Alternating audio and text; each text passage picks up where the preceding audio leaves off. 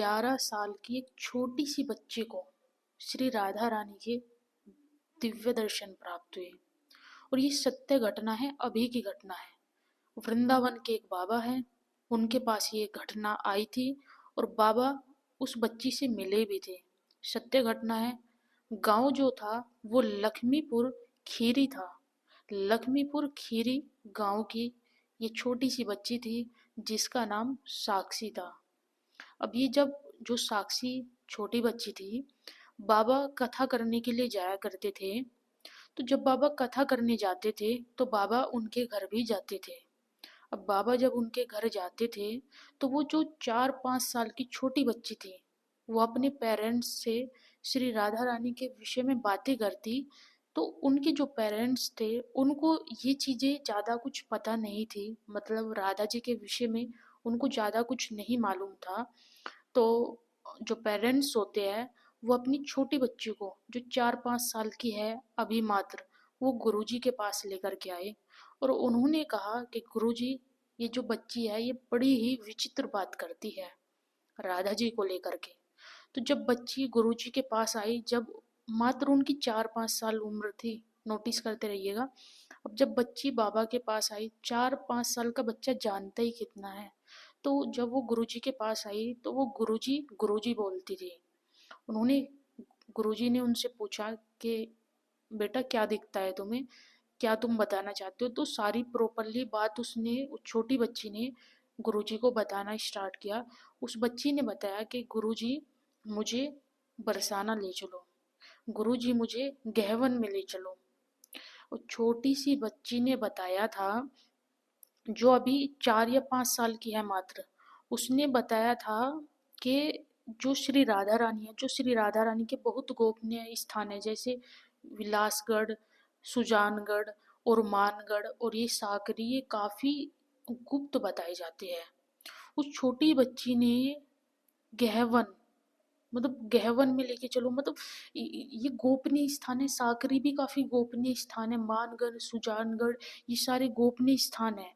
उस छोटी सी बच्ची ने सारा वर्णन किया और उस छोटी बच्ची ने कहा कि कहाँ पर राधा रानी का प्रकट है, और सब कुछ दुर्लभ जो स्थान थे जो गोपनीय है अभी भी बरसाना में, वो सारा उस छोटी सी बच्ची ने, अभी जो 4 या 5 साल की है मात्र, उसने सारी बातें गुरुजी को बता दी।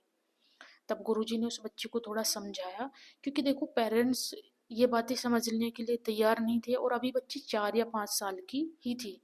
अब वो बच्ची वापस ले गए पेरेंट्स, गुरुजी वापस आ गए। तो इसके उपरांत क्या होता है, जो पेरेंट्स होते हैं उस बच्ची के, वो प्याज लहसुन खाते थे, उसी का भोजन बनाते थे। तो वो जो छोटी बच्ची थी वो खाती नहीं थी, वो कुछ नहीं खाती थी, वो हमेशा श्री जी के विषय में बातें करती रहती थी। अब अब वो जो बच्ची है, अब उसकी उम्र 11 साल हो गई, गुरुजी फिर गए। और वो जो, अब जो बच्ची 4 या 5 साल की थी, अब वो 11 साल की हो गई। अब 11 साल भी इतनी उम्र नहीं होती, खास छोटा बच्चे ही होता है 11 साल भी। तब उसके जो पेरेंट्स होते हैं उस बच्चे के, वो फिर कहते हैं कि गुरुजी ये बड़ी विचित्र बात करती है, और ऐसी विचित्र बात करती है कि हमें समझ नहीं आता। तब वो गुरुजी के पास आई, वो बच्ची जो 11 साल की है। गुरुजी के पास आकर के उस छोटी बच्ची ने बताया कि गुरुजी, आज मेरे पास श्री जी आई थी और श्री जी ने मुझे ये कहा कि अब मैं तुझे अपने साथ ले जाऊंगी, अब मैं तुझे यहाँ पर नहीं छोड़ूंगी, मैं तुझे बहुत जल्द अपने साथ लेकर के जाऊंगी। और देखिए गुरुजी ने ये बताया कि जब उस छोटी बच्ची की बातें सुनी, और भी गुप्त बातें थी जो आपको नहीं बताई जा सकती, बस इतना ही बताया, उसके लिए क्षमा। गुरुजी ने बताया कि वो जो छोटी बच्ची थी, उस छोटी बच्ची ने बहुत गोपनीय बात बताई। और गुरुजी कहते हैं कि वो जो बच्ची थी वो सखी थी श्री राधा रानी की।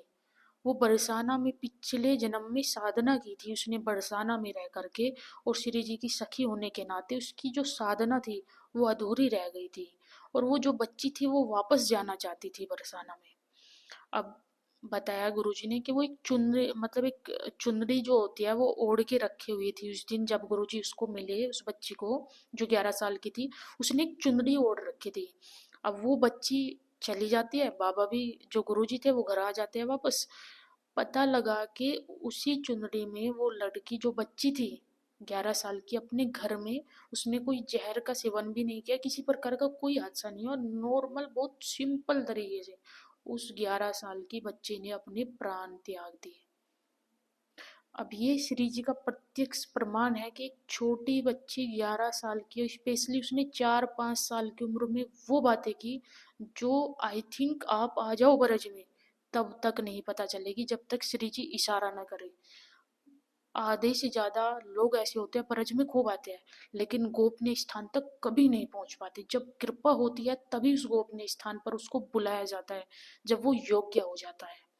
तो वो छोटी बच्ची 4-5 साल की, उसने सब बातें तब बता दी और 11 साल की उम्र में उसने वही चुन्नी ओढ़े हुई थी। और एक दिन पहले गुरुजी मिल के आए थे, दर्शन करके आए थे, और उस बच्ची ने सारी बातें गुरुजी को बता दी थी। और नेक्स्ट डे वो श्री जी के धाम को चली गई। तो ये क्या है, ये क्या है, ये कलयुग में प्रत्यक्ष रूप से आपको प्रमाण है कि जो भजन करता है, भजन करने वाले के पास बहुत बल होता है, बहुत ज्यादा बल होता है। संसार इस बात को नहीं समझ पाता। और अगर आपको कोई हिंट्स मिलता है ईश्वर की तरफ से, तो आपको लगता है ना कभी कभी हम ईश्वर के हैं, तो आपको नहीं लगता भाई आप रियल में ईश्वर के हो, आप श्री जी के हो, तब आपको ये फीलिंग आती है। ये काफी थोड़ा सा दुख वाली तो स्टोरी, स्टोरी क्या, ये बहुत सत्य घटना थी। स्पेशली सभी नाम जाप जो भी करते हैं और डिमोटिवेट हो जाते हैं, आई थिंक हम आपसे फिर कहते हैं नाम जाप मत छोड़ो, बस